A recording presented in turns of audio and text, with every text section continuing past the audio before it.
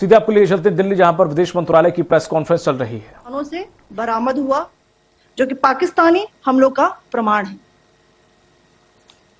On the night of 7th May 2025, Pakistan attempted to engage a number of military targets in northern and western India using drones and missiles. These places included Avantipura, Srinagar, Jammu, Pathankot, Amritsar, Kapurthala, Nal, Jalandhar, Ludhiana, Adampur, Bhatinda, Chandigarh, Falodi, Uttarlai, and Bhuj. These were neutralized by the integrated counter unmanned aerial system and other air defense systems. The debris of these attacks is now being recovered from a number of locations that prove the Pakistani attacks. आज सुबह भारतीय सशस्त्र बलों ने पाकिस्तान के कई स्थानों पर वायु रक्षा रडार और प्रणालियों को निशाना बनाया। भारत की प्रतिक्रिया समान क्षेत्र में समान तीव्रता के साथ की गई। यह विश्वसनीय रूप से ज्ञात हुआ कि लाहौर में स्थित एक वायु रक्षा प्रणाली को निष्क्रिय कर दिया गया। Today morning, Indian Armed Forces targeted air defense radars and systems at a number of locations in Pakistan. Indian response has been in the same domain with the same intensity as Pakistan. It has been reliably learnt that an air defense system at Lahore has been neutralized. Pakistan ने नियंत्रण रेखा पर आकरण गोलीबारी की तीव्रता बढ़ा दी है, जिसमें कुपवाड़ा, बारामूला, उरी, पुंछ, मेंढर और राजौरी क्षेत्रों में मोर्टार और भारी तोपखाने का इस्तेमाल किया जा रहा है। Pakistan has increased the intensity of its unprovoked firing across the line of control using mortar and heavy calibre artilleries in areas in Kupwara, Baramulla, Uri, Poonch, Mendhar and Rajouri sectors in Jammu and Kashmir. 16 innocent lives have been lost, including 3 women and 5 children, due to the Pakistani firing. Here too, India was compelled to respond to bring mortar and artillery fire from Pakistan to a halt. Indian Armed Forces reiterate their commitment to non-escalation, provided it is respected by the Pakistan military. Jai Hind.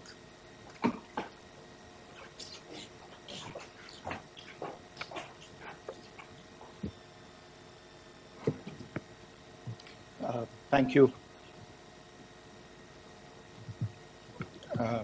Friends, this is, as I said, further to the briefing that was provided yesterday and some of the updates that have been just provided by Colonel Qureshi and Wing Commander Singh. I thought that we would just put some of the aspects related to the events that started on 22nd April with the barbaric terror attack in Pahalgam into further context, because there is a certain amount of commentary that has happened with regard to the events since then.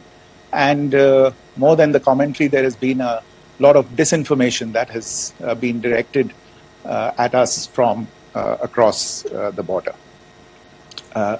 So a few things that I would like you to keep in mind. First of all, there is mention on all sides of escalation. I think the first point that you have to keep in mind is the attack of 22nd April in Pahalgam is the original escalation. ये जो सिलसिला है जो हम देख रहे हैं आज की घटनाओं को लेके, ये 22 अप्रैल के पहलगाम के हमले से शुरू हुआ है। एस्केलेशन वहां पे हुआ है और उस एस्केलेशन का जवाब भारतीय सेना ने, भारतीय फौज ने कल अपने एक्शन से दिया है।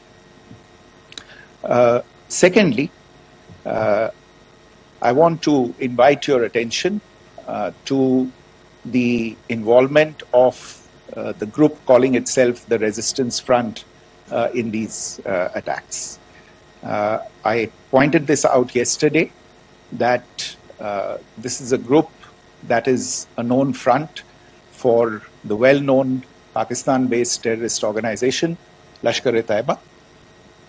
The group has been reported earlier. I mentioned to you about the Indian authorities providing information to the UN 1267 Sanctions Monitoring Committee. In fact, we are going to be meeting with the team again very soon, and we will be providing an update to the information that we have provided earlier. But what is interesting, दिलचस्प बात यह है कि संयुक्त राष्ट्र की सुरक्षा समिति में जब पहलगाम के हमले को लेके एक प्रेस वक्तव्य जारी करने की बात चल रही थी, तो आप सोचिए किस देश ने टीआरएफ का, द रेजिस्टेंस फ्रंट का उसमें मेंशन किया जाना, उसको अपोज किया, पाकिस्तान ने. This was after the fact that the TRF claimed responsibility for this attack not once but twice within a few hours after the incident on the 22nd of April, and then again on the morning of 23rd April. And it is perhaps only after the full gravity of the incident was realized by its masters and handlers across the border that it was managed to back off from this claim. Obviously, that retraction doesn't convince anybody. तीसरी चीज जो मैं आपसे कहना चाह रहा था, और कर्नल कुरैशी और विंग कमांडर सिंह ने कल भी बड़े स्पष्ट शब्दों में और आज भी आपसे ये बात साझा की है. जो भारतीय रिस्पॉन्स है वो नॉन एस्केलेटरी है, प्रिसाइज है, सटीक है, मेजर्ड है और कंसिडर्ड है. Our intention has not been to escalate matters. We are only responding to the original escalation, as I said, and our response has been targeted, precise, controlled and measured. Only no military targets have been selected. Only terrorist infrastructure in Pakistan has been hit. Now, there are, as I said, a number of issues that have been raised in commentaries, and there's a lot of, as I said, unfounded disinformation and fabrication that has come from across the border. And I would just like to use this opportunity to set the record straight on some of these issues. The first of these is Pakistan trying to wash its hands off any and all involvement with terrorism. I think the Pakistani information minister said there are no terrorists in Pakistan. And I think he was challenged on a television program that he was appearing on. But even if I partially repeat myself from yesterday, I think Pakistan's reputation as the epicenter of global terrorism is rooted in a number of instances where concrete evidence is available, not just to India, but to governments and authorities and agencies around the world. There are several terrorist attacks around the world where Pakistani fingerprints have been found. I don't need to belabor the point with regard to this audience about where Osama bin Laden was found and who called him a martyr. Pakistan has also for decades pursued cross-border terrorism into India with impunity, and as I said yesterday also, in order to deliberately mislead the international community, they claimed that the terrorist Sajid Mir was dead. They came under pressure, and Sajid Mir was then brought back to life, arrested, and is now apparently in Pakistani custody. Pakistan is also home to a very large number of UN proscribed as well as UN proscribed terrorists as well as terrorists proscribed by a number of other governments in the world, including, of course, the Lashkar-e-Taiba and the Jaish-e-Mohammed, as well as their leaders, Masood Azhar and Hafiz Mohammed Saeed. आपने देखा होगा हाल ही में पिछले ही कुछ दिनों में पाकिस्तान के रक्षा मंत्री और उनके पूर्व विदेश मंत्री दोनों ने इस बात को माना है कि पाकिस्तान का ऐसे ग्रुप्स के साथ जो रिश्ता है वो क्या रहा है. Both the defense minister and the former foreign minister of Pakistan, I think they've done a more eloquent job of this than I could ever do in terms of describing their country's implication in international terrorism and their involvement in housing these kinds of groups. दूसरा जो विषय है वो है पाकिस्तान का जो एक दावा है कि एक इंटरनेशनल impartial investigation होना चाहिए, एक joint investigative committee होनी चाहिए. These calls for jointly investigating this heinous and barbaric attack in Pahalgam. Again, I think you know the history well on this. You know the track record well, and it is not a bright track record insofar as Pakistan is concerned. In fact, in the pursuit of justice for the victims of multiple terrorist attacks, whether it be Mumbai in 2008, in Pathankot in 2016, or many others, but in particular for these two attacks, India had offered to cooperate. India provided forensic evidence and urged Pakistan to bring the perpetrators of these attacks to justice. We, in particular with regard to the Mumbai attacks of 2008, where a Pakistani Lashkar-e-Taiba terrorist was captured alive, India provided extensive information and evidence related to the involvement of Pakistani terrorists in this attack. Cases were registered, but you are all aware that these cases have not progressed despite the formation of judicial teams, etc. And Pakistan has consistently stonewalled all efforts to move the investigation along. In fact, with regard to the Pathankot attack as well, a joint investigative team was formed. We gave access, unprecedented access, I should say, to Pakistani team to the site of the attack. Details of call records data and DNA, etc., were shared with Pakistan. We had shared with them details related that we had been able to access to the addresses of terrorists. We presented evidence against the office bearers of Jaish-e-Mohammed who had conspired in the attack and the handlers of the terrorists who facilitated them and guided them in. But there has been no movement on this. So in all of this, I think the experience has not been positive, and it certainly doesn't give us the confidence now to take at face value Pakistani assertions of wishing to participate in a joint investigation. These are just delaying tactics. These are just stonewalling tactics. And in fact, there is reason to believe that Pakistan uses the evidence that we provide only to cover its tracks and, in fact, defend the terrorists who we are looking for and obstruct the path of investigation.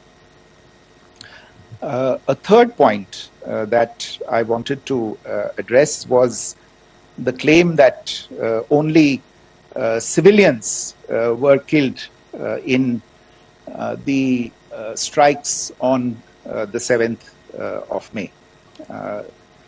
We have made the point very clearly that all attacks on the morning of 7th May were against carefully selected terrorist infrastructure, terrorist targets.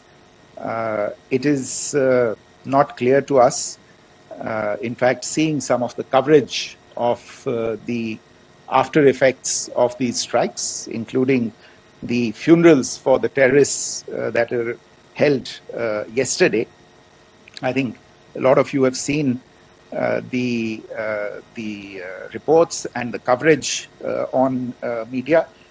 If only civilians, if any civilians were killed in these attacks, I wonder what message this picture actually sends to all of you. This is a question that is worth asking.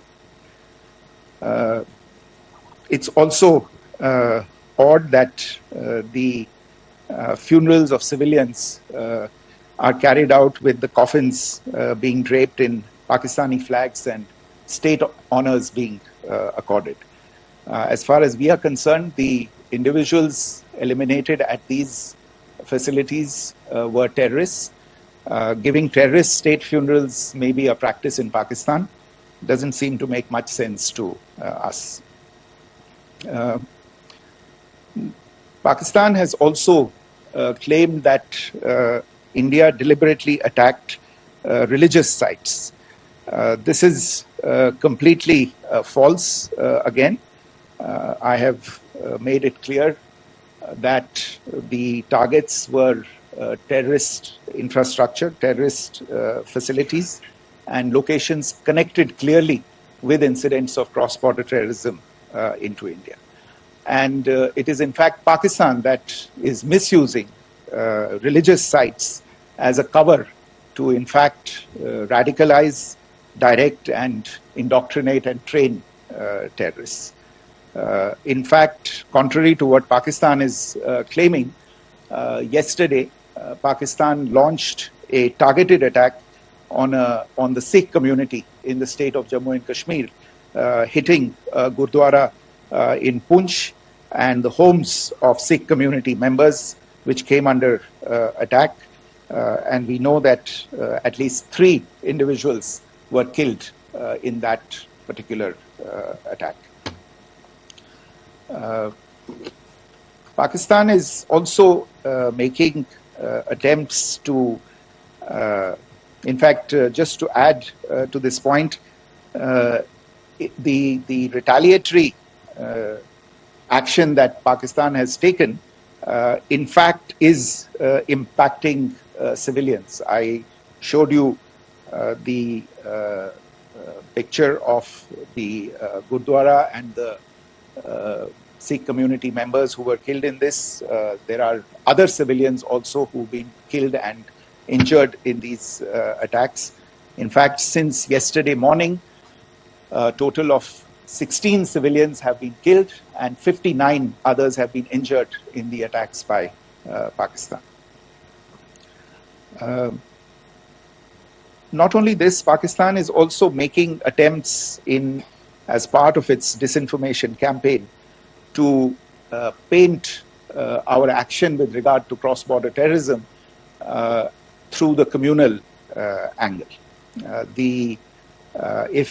If that is the issue, then I think I can do no better than to cite or point you in the direction of the Pakistan Army Chief's speech of 16 April 2025.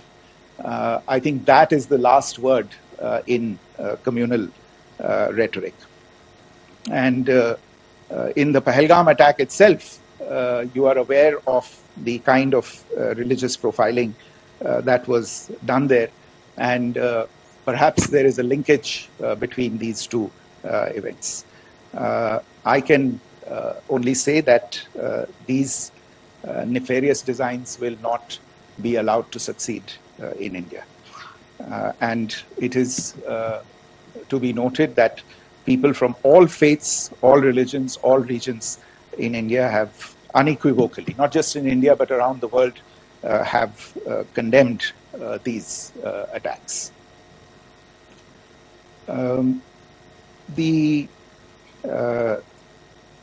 Pakistani claims of now responding to India's strikes of the 7th of May. As I said right at the outset, it is India which is responding. The original escalation was by Pakistan on the 22nd of April. We are the ones who are responding to that escalation with the action that was taken yesterday morning. And again, I would like to emphasize that the action was restrained. It was directed towards non-civilian, non-military targets and confined to terrorist camps. And again, as we have been saying since yesterday, any further action by Pakistan, some of which we are seeing today, is nothing but escalation by Pakistan now, once again, and will be responded to and is being responded to appropriately. One point that I wanted to also address was the allegations to the targeting of a dam, the Neelam Jhelum project in Pakistan-occupied Kashmir. I want to say that this is an absolute and complete fabrication and a blatant lie.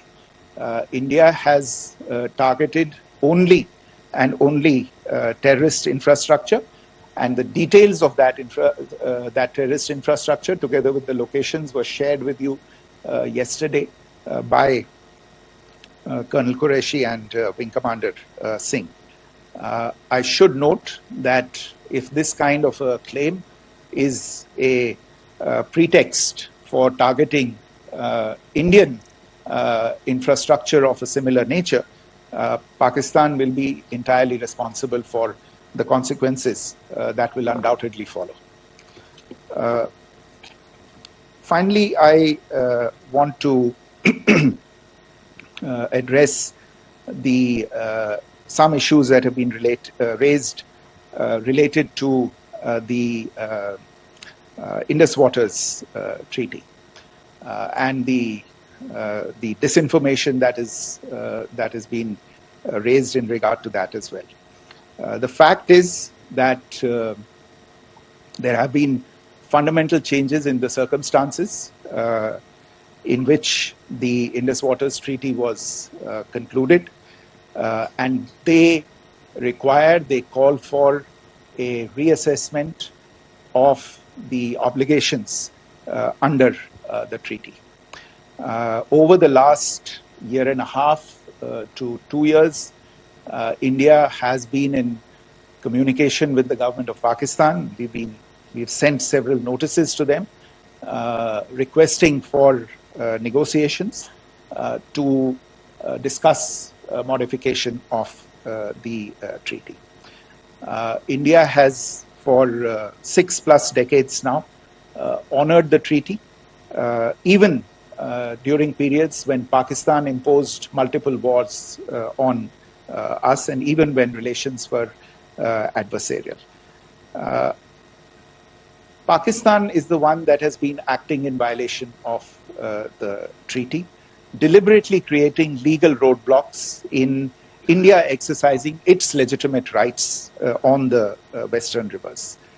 Any projects that India sought to build on the Eastern rivers, and even on the Western rivers, which we are allowed to by the treaty, were always challenged by Pakistan, thereby hampering our rights to utilize our legitimate waters under the treaty. In fact, if you see, the preamble of the treaty itself states that the treaty was concluded in a spirit of goodwill and friendship. Mark those words, concluded in a spirit of goodwill and friendship. ये भारत का धैर्य और भारत की सहनशीलता है जो 65 साल से हम इतनी प्रोवोकेशन के बावजूद इस ट्रीटी को निभा रहे हैं. However, as has been made clear earlier as well, Pakistan has not responded to our request to enter into negotiations for a reassessment of the obligations under the treaty. A number of conditions have changed. This is a treaty that was based on the engineering techniques of the 50s and the 60s. We are living through the first quarter of the 21st century. technological changes and technological advancements have to be taken into account. There are demographic changes, there are climate changes that have taken place. There is the imperative of clean energy, and of course, the terrorism that Pakistan has wreaked in the state of Jammu and Kashmir itself has hampered India's ability to exercise its rights under the treaty. Pakistan's persistent refusal to respond to our requests to enter into government-to-government negotiations on the modification of the treaty is, in a sense, itself a violation of the treaty. And therefore, India has taken the step of putting the treaty in abeyance until Pakistan abjures irrevocably its support for cross-border terrorism. Maybe I'll stop there. I mentioned earlier yesterday as well that this is an evolving situation. I would therefore ask all of you to be considerate and restrained. It will not be possible for us or my colleagues from the armed forces to share operational details at this point in time. Beyond that, if you have any questions, may I have time for only a few, and I'll try to answer those questions. Okay, I give the floor to Rishabh. On Secretary, good evening. This is Rishabh from Times Now. I just wanted to understand, as per the press release that has been released earlier today, it says that we have successfully hit at the air defense of Lahore. Does it give our forces a better chances if in case of further escalation? And are there other air defense places as well at strategic location that were targeted? Rishabh, you are violating the first rule that I set out at the end of my remarks. The press release that has been issued by the Ministry of Defense today speaks for itself. It is related to operational matters. It's been released by the Ministry of Defense. As more information becomes available, it will be released at the appropriate time. Once again, please don't go into operational details at this point in time, because this is a constantly evolving situation. Yeah, go ahead. Foreign Secretary Smita Sharma, just wanted to ask, the Pakistani Minister Ishaq Dar in an interview has claimed that the national security advisors of India and Pakistan have spoken to each other, if you could confirm or deny, and is complete severance of diplomatic ties with Pakistan also on the table? I have no information with regard to contacts between the two national security advisors. Insofar as diplomatic relations are concerned, you've seen the steps that were announced in response to the following the meeting of the Cabinet Committee on Security on the 23rd of April. There are no further steps that are under consideration at this moment in time. Here, go ahead. Foreign secretary, मेरा नाम मनीष है, मैं TV9 Bharatvarsh से हूं, और आपने खुद ही बताया कि कितना मिस इन्फॉर्मेशन क्रॉस बॉर्डर से आ रहा है, बल्कि ऐसा लग रहा है जैसे पाकिस्तान के प्राइम मिनिस्टर और डिफेंस मिनिस्टर तक भी प्रोपेगेंडा करने में मिस इन्फॉर्मेशन में आ गए हैं। वो कई बार तो ये तक दावा करते हैं कि हम 3 राफेल हमने गिरा दिया, इतने हमने मिग गिरा दिए, और जब उनसे पूछा जाता है तो वो कहते हैं कि सोशल मीडिया में हमने ये सब चीज़ें देखी थी।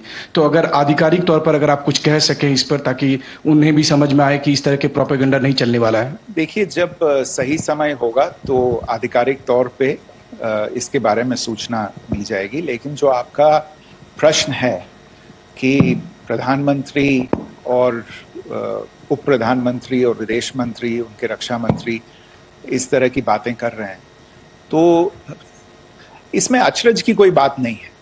आखिरकार ये एक देश है जिसने अपना इसका जन्म लेते ही झूठ शुरू हो गया था। 1947 में जब पाकिस्तानी फौज ने जम्मू कश्मीर पे दावा बोला, तो उन्होंने किसी ऐसे वैसे व्यक्ति से नहीं, संयुक्त राष्ट्र से झूठ बोला कि हमारा कोई लेना देना नहीं है इससे, ये लोग जो गए हैं वो तो कबायली हैं। वो तो जब हमारी फौज वहां पे पहुंची और यूएन के लोग, संयुक्त राष्ट्र के लोग खुद वहां पे पहुंचे, उन्होंने देखा कि वहां तो पाकिस्तानी फौज घुसपैठ करके आ गई है। उसके बाद पाकिस्तान को मुंह की देखनी पड़ी और उनको मानना पड़ा कि हाँ, उनकी फौज वहां पे कुछ समय से पड़ी हुई है।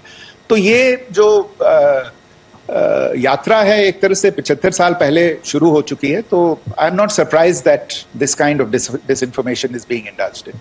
Yeah. Siddhant. Sir, Siddhant from Beyond. Sir, we have seen a lot of negative comments coming from the Pakistani military of escalation. If tomorrow there is an escalation, there are strikes, we know one attempt has been thwarted, what will be the Indian response to those attempts of creating more escalation? Because it is looking like it's going towards more escalation. And my second question is, are any other world powers, essentially the P5 countries, the West Asian countries, reaching out to de-escalate the current situation? Look, on escalation, we've already made our stance clear. I mean, there are two basic points. First of all, it is Pakistan that escalated on the 22nd of April. We are only responding to that escalation. And then what we have said yesterday and what my colleagues have said today, that now if there is an attempt at further escalation by Pakistan, it will be responded to in an appropriate domain. And therefore, the choice is entirely that of Pakistan to make. As to your second question, I don't think I can do better than to point you in the direction of the statements that are being made from practically every chancellery in the world and the sentiment that they are carrying. That sentiment essentially and for the major portion is support for the government of India in the context of the condemnation of the terrorist attack in Pahalgam on the 22nd of April. There is wide recognition of the government of India's right to respond to these attacks in self-defense, and of course a desire to ensure that there is not further escalation. I think these statements speak for themselves. Yeah. There. Sir, this is Mausami from India Today. Now, in the all-party meeting, we have learned that the defense minister has said that, in the Operation Sindoor, almost 100 terrorists were killed. Would we have any details about what is the number like, and also about if there were any big faces, masterminds, terrorist masterminds who were in fact killed? There is also a report that Masood Azhar's family's 10 members have been killed, and Rauf Asghar, who was actually the mastermind of Pulwama, he's also been badly, severely injured. I don't have information at this point in time to share with you on these issues. But as I said, I think, there is so much information out there on television, in the news media, in social media, that it sometimes looks like a long time has passed since this. Please understand that slightly over 36 hours only have passed since this operation was undertaken. Let us have some patience. Information will come out and will be shared in due time. Shruti. Thank you, Foreign Secretary.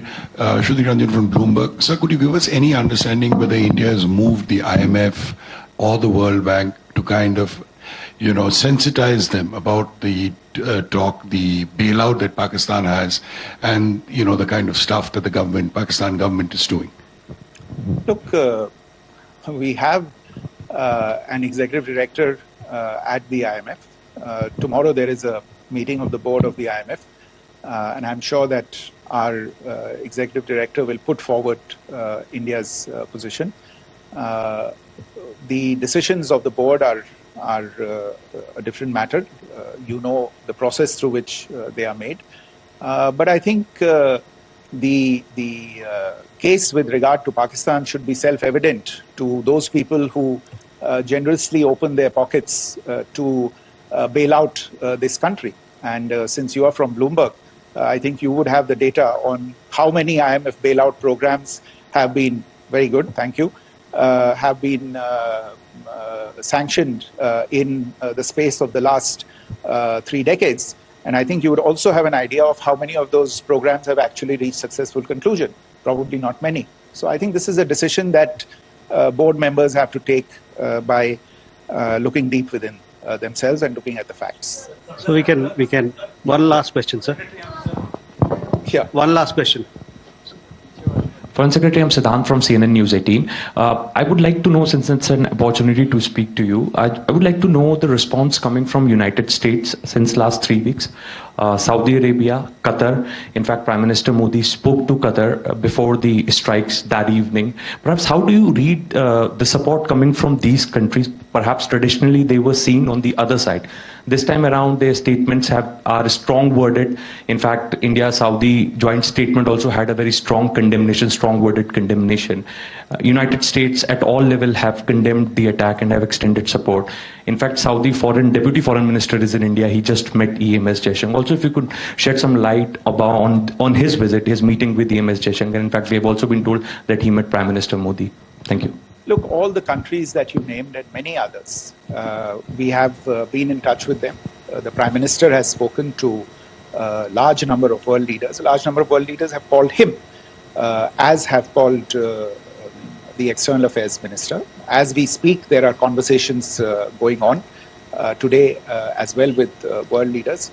And your assessment or conclusion of the general tenor of these messages is very much on point. And I think this is a recognition of the fact, firstly, of the barbaric nature, the unprecedented nature and character and features of the attack in Pahalgam, and a recognition of India's right to respond to this, and also a recognition of the fact that in responding, we have been nothing but responsible and have done so in a restrained, in a measured, and in a non-escalatory manner. I think that counts for something. People have taken that into account, and that is what is explaining the kinds of reactions that we are seeing. And we appreciate the sentiments and the statements that have been made by the vast majority of world leaders. Yes, the Saudi Minister of State for Foreign Affairs is in Delhi. He had a meeting with the External Affairs Minister earlier today. I don't have further details at this moment, but if there are details, the ministry will share them at some point with you. Thank you. I think that's all we have time for today. We'll join you again soon. Thank you all. Thank you.